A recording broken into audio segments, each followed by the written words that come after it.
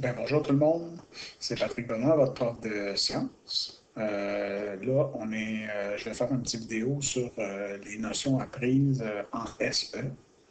Donc, je vous ai envoyé les notes de cours. Puis, la première partie de ce chapitre-là, le chapitre 4 en SE, c'est la loi de la conservation de la masse.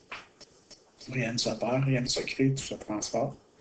Selon la loi de la conservation de la masse, dans une transformation chimique, la masse des réactifs est égale à la masse des produits. Alors, vous avez peut-être regardé les deux vidéos sur YouTube. Je les trouvais intéressants là, pour expliquer un petit peu là, tout ça. Alors, je vais un petit peu expliquer ce bout-là des notes de cours. Alors, une équation squelette, c'est une équation chimique qui présente les réactifs et les produits d'une transformation sans tenir compte de la loi de la conservation de la masse.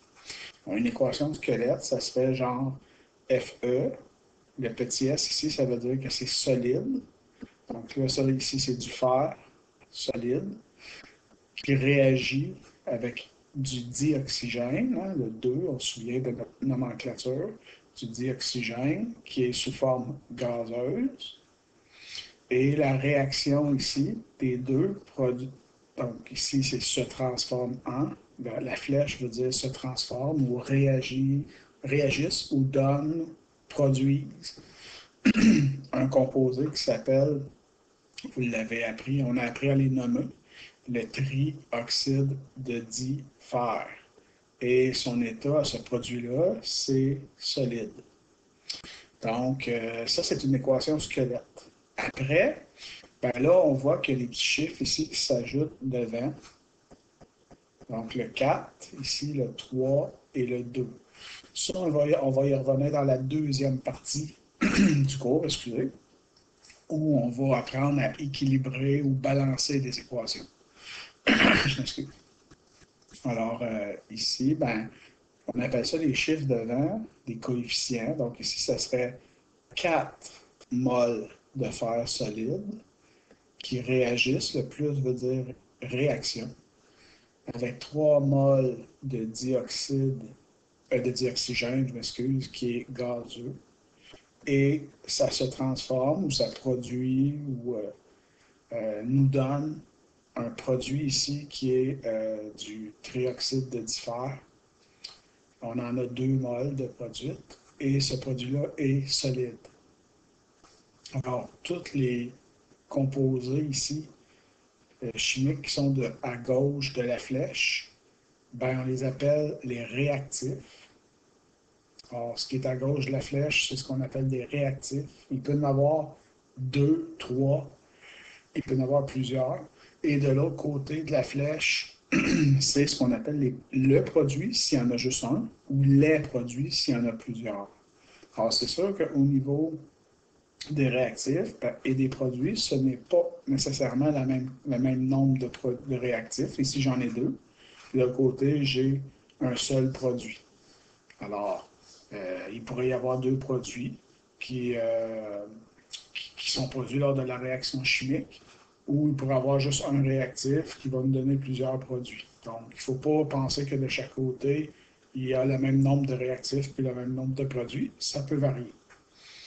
Ensuite, ce qui est important de comprendre dans cette partie du chapitre, c'est que ici, si on parle en termes de masse, là, on va parler en termes de masse. Alors, c'est sûr que si j'ai 50 grammes de réactifs, rien ne se perd, rien ne se crée. Je devrais retrouver de l'autre côté mes 50 grammes de produits. Donc, au niveau de la masse des réactifs est toujours égale à la masse des produits. Alors, c'est pour ça que là, on peut arriver avec un petit problème ici, où on dit, excusez, en te référant à la formule ci-contre, combien de grammes de dioxyde de carbone, CO2, sont produites lorsque 1140 grammes d'octane, C8H18, sont brûlés en présence de 4000 grammes de dioxygène, ici c'est O2, et qu'on mesure 1620 grammes de vapeur d'eau ici j'aurais dit produite, donc 1600 grammes de vapeur d'eau. On a notre équation ici chimique, notre formule chimique. On voit ici qu'à gauche, il y a 2 réactifs. Puis de l'autre côté, ici à droite, il y a 2 produits. Ensuite, ici, on a du côté des réactifs, si on lit dans le problème, je m'excuse, on a 1140 grammes de C8H18 qui réagissent. Donc, ça vient d'ici dans le problème. Voyez-vous? Donc, il ne faut pas le 2 ici, on ne s'en occupe pas pour l'instant. Donc, quand on dit dans un problème qu'on a 1140 grammes d'octane qui sont brûlés, ça veut dire qu'ils réagissent. On s'en vient placer le 1140 grammes en dessous du C8H18. Ensuite, ici, pour l'oxygène, dans le problème, c'est écrit qu'on va, ici, sont brûlés en présence de 4000 grammes de dioxygène. Alors là, ça veut dire qu'ici, dans le réactif dioxygène, on a brûlé notre 1140 grammes d'octane avec 4000 grammes de dioxygène. Et on a mesuré, donc on a mesuré les produits. On était capable de mesurer l'eau qui était produite ici, H2O. Comme je vous dis, pour l'instant, le 18, on ne s'en occupe pas. Et on a découvert, on a mesuré que lors de cette réaction des réactifs-là, on obtenait 1620 grammes de vapeur d'eau. Alors, c'est pour ça ici qu'on a mis en dessous de l'eau, parce que de la vapeur d'eau, c'est de l'eau gazeuse. Donc, c'est pour ça ici qu'on a mis en dessous le 1620 grammes.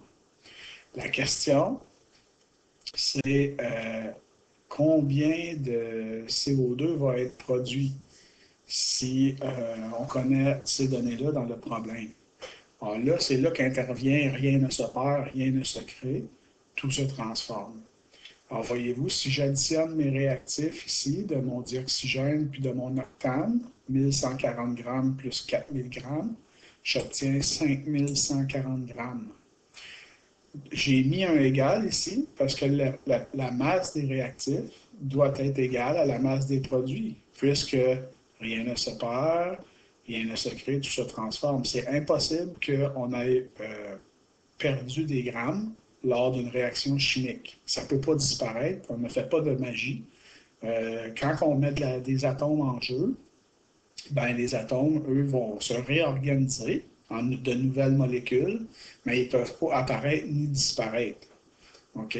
Donc, ici, ce qu'on savait, c'est que dans les produits, on avait obtenu 1620 grammes d'eau. Donc, c'est très simple, hein? Il s'agit juste d'une petite soustraction. On sait que les réactifs sont égaux aux produits. Donc, ça veut dire que du côté des produits, on devrait avoir aussi 5140 grammes de produits.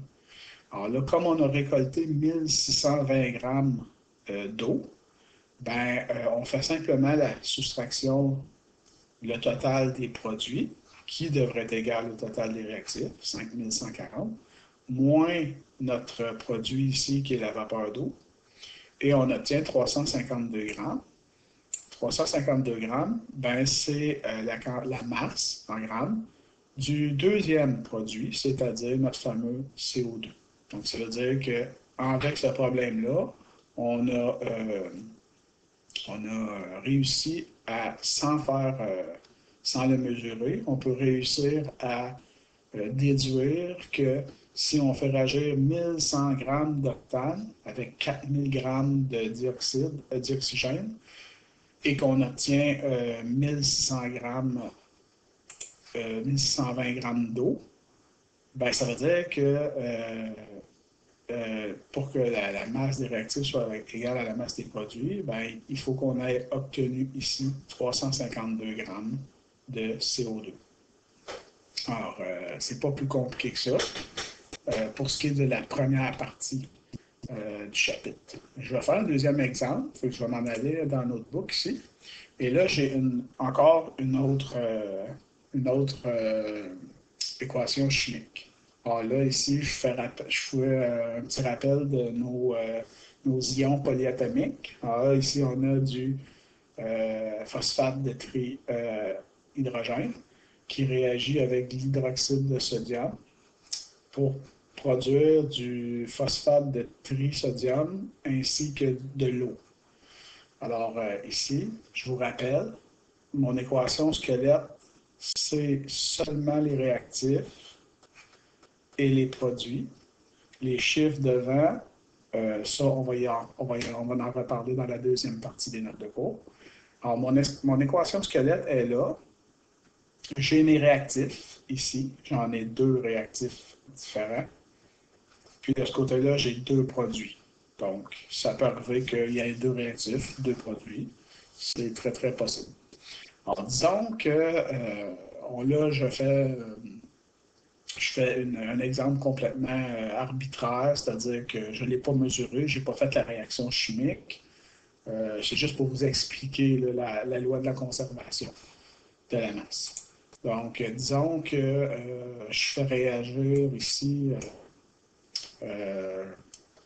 22 grammes. 22 grammes de phosphate de trihydrogène. Juste ici, je vais le mettre en dessous. Ensuite, j'ai fait ma réaction chimique en laboratoire. Donc, je fais réagir mes deux produits chimiques, mes deux réactifs ensemble. Puis, disons que j'ai obtenu au niveau du phosphate de trisodium, j'ai obtenu, disons, mettons, pour que ça fasse des chiffrons, 120 grammes. Je vais le placer juste en dessous ici. Puis au niveau de l'eau, j'ai obtenu, mettons, je sais pas moi, 42 grammes d'eau. Donc, 42 grammes.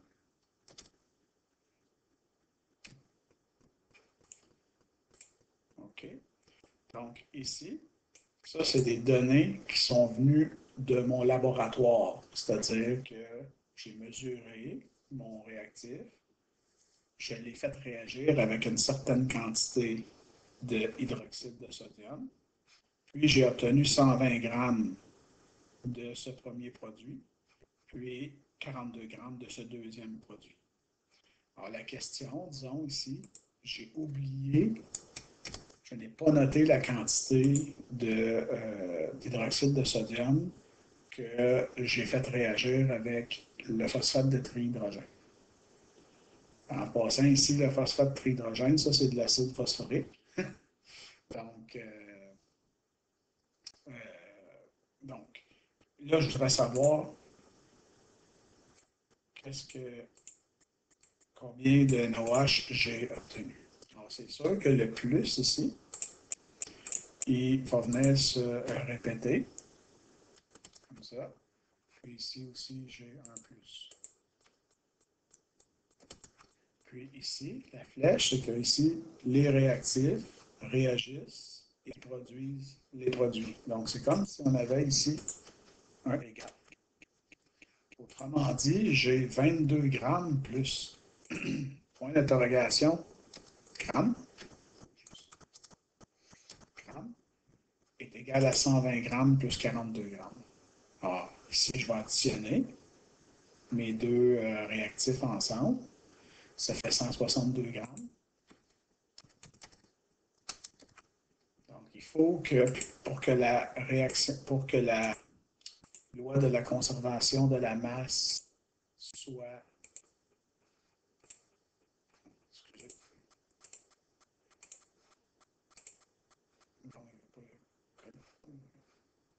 Désolé.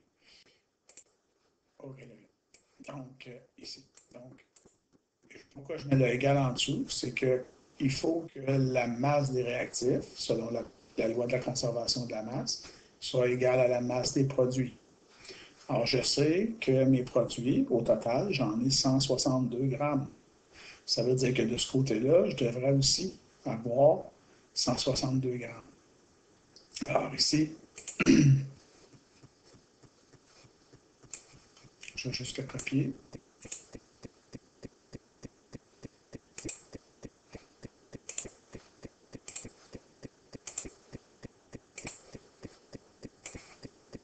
Voilà. Fait que là, ici, j'ai 22 grammes plus je ne sais pas combien de grammes. Point d'interrogation est égal à 162. Et là, ici, ce qui va rester à faire, c'est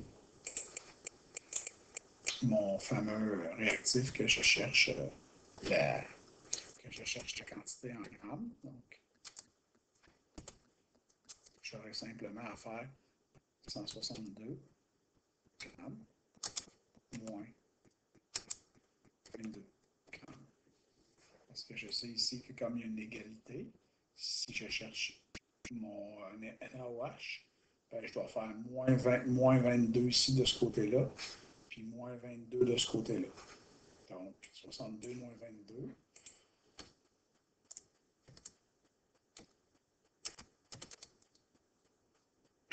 Ça donne 140. Donc, ça veut dire que ici, pour ce qui est de mon NaOH, si j'ai oublié de le mesurer, admettons que je l'ai mesuré lorsque j'ai fait ma réaction chimique, mais que j'ai oublié de le noter par la suite, ben là, en ayant la masse de mes réactifs et de mes autres produits, je peux la déduire, puisqu'on se rappelle que Lavoisier a découvert que rien ne se perd, rien ne se crée, tout se conserve. Autrement dit, la masse des réactifs est égale à la masse des produits. Donc ici, je rappelle, c'est réactif. Et de ce côté-là, ici, c'est produit. Alors, pour ce qui est de la loi de la conservation de la masse, vous n'avez pas à vous occuper, je répète, des petits chiffres de 20 ici. Donc, c'est parce qu'il y en a qui ont tendance à faire le 3 fois 42. Alors, quand on vous dit qu'il y a 42 grammes d'eau qui réagit, vous n'avez pas à le multiplier par 3. C'est déjà inclus dans le 42 grammes. OK? C'est là l'erreur souvent que les élèves font, c'est qu'ils ont tendance à dire, ben, comme il y a un 3 devant, ben, puis on dit qu'il y a 42 grammes, ben, je vais le multiplier. Il ne faut pas le faire au niveau de la conservation de la masse. Si je reviens dans les notes de cours ici, même chose. Voyez-vous ici, quand on dit 1140 grammes d'octane qui a été brûlé, on n'a pas besoin de le multiplier par 2. Le 1140 grammes, ça comprend les deux. C'est des moles, là, on va en reparler un petit peu plus tard. Mais le 1140 grammes, c'est l'équivalent de 2 moles d'octane. Donc, pas besoin. Donc, il faut juste mettre les chiffres en dessous des réactifs, aux bons endroits, bien sûr. Et ensuite, puis des produits. Et ensuite, faire une petite égalité, puis faire une soustraction pour arriver à trouver soit un réactif ou un produit. C'est sûr que d'un autre côté, je ne pourrais pas, dans un exercice ou un problème d'examen, je ne pourrais pas vous mettre que, mettons, mettre ici un autre point d'interrogation. Parce que là, ici, j'aurais 2 inconnus. Alors là, je ne pourrais pas. Donc, c'est sûr que dans le petit problème que je vais mettre dans mon questionnaire pour la semaine prochaine, quand c'est la conservation de la masse, ben, il va y avoir un inconnu seulement. On va chercher seulement un réactif. Donc, c'est ça. OK. Alors, j'espère que ça vous aide pour cette partie-là de la matière. Ici. Donc, dans le fond, j'ai fait ici 2.1, la loi de la conservation de la masse. Puis ici, la prochaine vidéo, je vais le faire sur le balancement des équations chimiques. Alors, je reviens avec le balancement des équations chimiques. Je vous ai demandé de regarder les deux vidéos YouTube. Puis, je vais revenir ici aux prochaines vidéos, faire ceux-là avec vous autres là, en direct. En fait, je vais pouvoir commenter le temps que je vais le faire. Donc, à bientôt tout le monde. Perdez pas confiance, ça va bien aller. Puis, tout ce que vous attrapez, ça va être bon pour la chimie l'année prochaine. Donc, on va réussir à ce que vous compreniez. Puis, jeudi, cette semaine, le 22, on a 1 heure ensemble. Je pourrais en faire en direct avec vous autres aussi si vous êtes là au rendez-vous. À bientôt.